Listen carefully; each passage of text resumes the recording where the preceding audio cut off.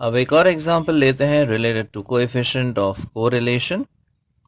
The question says compute the coefficient of correlation for n equal to 100, x bar है 62, y bar है 53, standard deviation of x की value है 10, standard deviation of y is 12 and summation of x minus x bar y minus y bar इसकी value है 8000.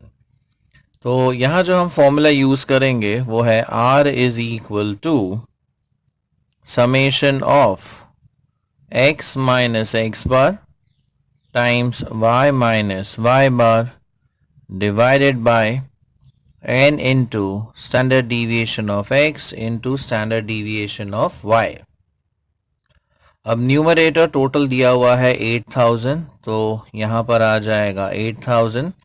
n की value है 100, so we have 100 over here.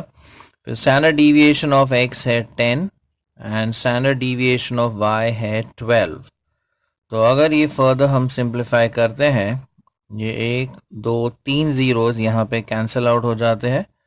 So we have 8 divide by 12, so we could say r is equal to, अगर हम इसे reduce करते हैं सो 4 2 ज़ा 4 3 ज़ा, सो r की वैल्यू है 2/3 और if we divide this you get 0.666 recurring form में. तो हम इसे राउंड ऑफ कर सकते हैं as 0.67. So the coefficient correlation or the coefficient of correlation is 0.67. Download the app Maths Guide from Google Play today. Like it, share it, and subscribe to our channel for more such interesting videos. Thank you.